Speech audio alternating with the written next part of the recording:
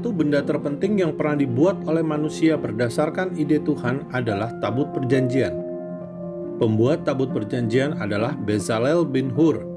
Keluaran 25 memberikan petunjuk tentang ukuran, bahan, dan model tabut perjanjian. Mengapa tabut perjanjian itu sakral? Tuhan berbicara kepada Nabi Musa di dalam Keluaran 25 ayat 22. Dan di sanalah aku akan bertemu dengan engkau, dan dari atas tutup pendamaian itu, dari antara kedua kerub yang di atas tabut hukum itu, aku akan berbicara dengan engkau tentang segala sesuatu yang akan kuperintahkan kepadamu untuk disampaikan kepada orang Israel. Kemuliaan Tuhan senantiasa hadir saat ada tabut perjanjian. Selama 40 tahun di gurun, tabut perjanjian selalu berjalan di depan bangsa Israel. Saat tabut perjanjian berhenti, maka di situ pula bangsa Israel berhenti. Saat bangsa Israel menyeberang sungai Yordan, tabut perjanjian berjalan di depan seluruh bangsa. Mujizat terjadi. Arus sungai Yordan terbelah dua, menjadi tanah kering yang mudah dilewati bangsa Israel. Tabut perjanjian bukan cuma tempat kemuliaan Tuhan bersemayam. Tabut perjanjian pun membuktikan kuasa Tuhan. Tembok Yeriko rubuh saat tabut perjanjian mengelilingi tembok kota Yeriko, sembari sangkakala dibunyikan. Tabut perjanjian pernah direbut oleh Filistin dan ditaruh di samping patung Dagon, dewa kekejian Filistin. Tabut perjanjian yang dipenuhi kemuliaan Tuhan Israel tidak bisa berada bersamaan dengan dewa-dewa, sehingga patung Dagon tumbang, kepala dan dua tangan Dagon terpenggal. Penyakit borok menimpa Filistin akibat merampas tabut perjanjian. Tabut perjanjian berada di Silo selama 369 tahun sebelum Raja Daud memindahkan tabut perjanjian ke kota Daud atau Yerusalem.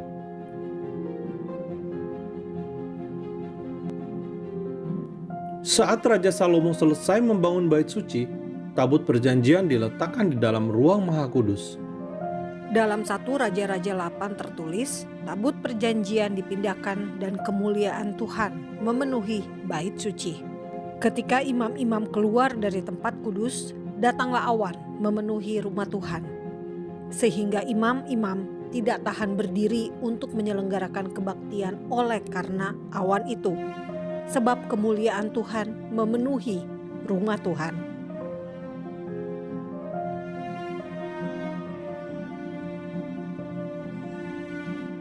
Yosia, Raja Yehuda, menjadi raja terakhir yang mengetahui keberadaan tabut perjanjian.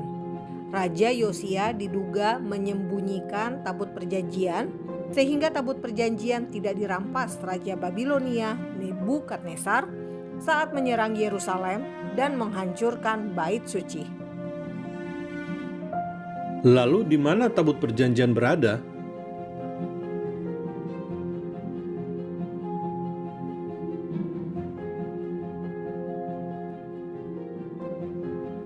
Fakta Israel bertanya kepada Profesor Harry Moskov, seorang rabi, wartawan pemburu bukti arkeologi tabut perjanjian, dan penulis buku yang tinggal di Israel.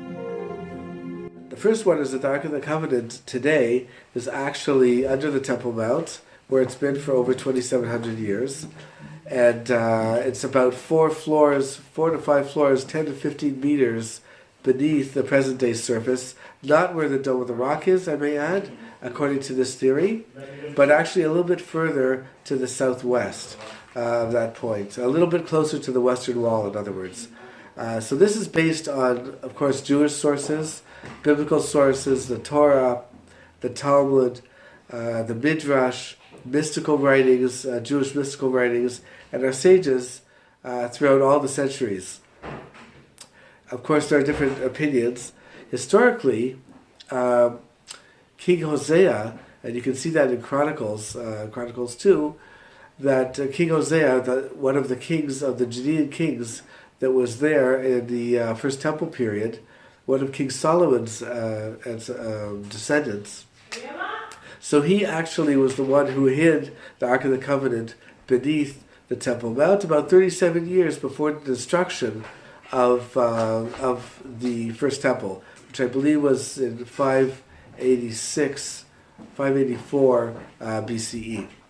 So many of the priests of my own ancestors brought the Aron HaKodesh, the Ark of the Covenant, down through the maze, as Maimonides says in his grand work about the Beis Hamikdash, about the temple, that there's a whole bunch of levels of winding caverns beneath the Temple Mount, and he hid the Ark of the Covenant in one of those chambers. Of course, in that same chamber where the Ark of the Covenant is also the staff of Aaron HaKohen, of Aaron the high priest, the staff that he held, and a jar of manna, the manna that the Israelites ate in the desert for 40 years, and a couple other precious items over there. Also the anointing oil for the Messiah, etc. All of those things are underneath the Temple Mount. So historically it was King Hosea that actually put the ark down there, and where it still is today for over 2,700 years. And that's exactly what draws the presence, the divine presence, the godly presence to that area, to the Temple Mount, to the Western Wall, etc. Profesor Harry Moskov yakin tabut perjanjian bukan berada di Gereja Maria dari Sion di Aksum, Ethiopia. Legenda Ethiopia percaya tabut perjanjian diberikan oleh Salomo kepada Menelik, anak Salomo dan Ratu Sheba. Profesor Edward Ullendorff, ahli Ethiopia dari SOAS Universitas London, mengaku melihat replika tabut perjanjian di Ethiopia. The ark was hidden 37 years before the temple was actually destroyed. And at that point, there wasn't even really a threat. But when Nebuchadnezzar actually destroyed the temple, he found that the Holy of Holies, that chamber, was actually empty. So he wasn't able to take anything into Babylonia, where he was the king. It says that he took all the other temple vessels. He took the menorah, the candelabra, incense altar, and 93 other smaller kelim vessels. But the Ark of the Covenant itself isn't listed under all of the. There was a list of all of the different vessels that were taken into exile, and the Ark of the Covenant, of course, isn't on that list. And then again, 70 years later, when the Jews came back with Ezra and Nehemiah, the prophet Nehemiah, to rebuild the second temple in Jerusalem.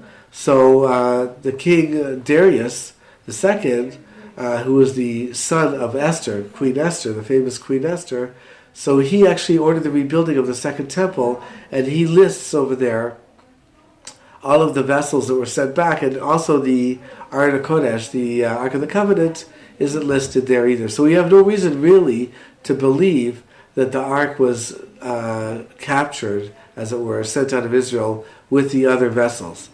This whole idea of the Ark going to places like Ethiopia. There's a place called Aksum, and there's a big church there. So according to my own research and findings, that is not the real Ark of the Covenant that Moses made. In the golden Ark of the Covenant with the Ten Commandments inside, that is still under the Temple Mount to this day. But the one that's in Aksum, Ethiopia, is actually a replica, a duplicate. And we do find that some of the, as it says in the Talmud, a lot of the different kelim, or the vessels of the temple, had duplicates and even triplicates. So we do find that it could very well be that there is a replica there of the Ark of the Covenant in Aksum in Ethiopia, for instance, but it's not the real McCoy, it's not the real Ark. Ditemukan atau tidak, tabut perjanjian menjadi bagian dari iman percaya umat Yahudi dan Kristen. Yang pasti, di surga ada tabut perjanjian. Fakta Israel yakin melalui kehadiran tabut perjanjian di surga, Tuhan ingin menunjukkan kepada Rasul Yohanes, Tuhan tidak melupakan perjanjiannya dengan bangsa Israel. Yang pasti, tabut perjanjian bukan fiksi, seperti dalam film Indiana Jones. Salam damai dari Fakta Israel.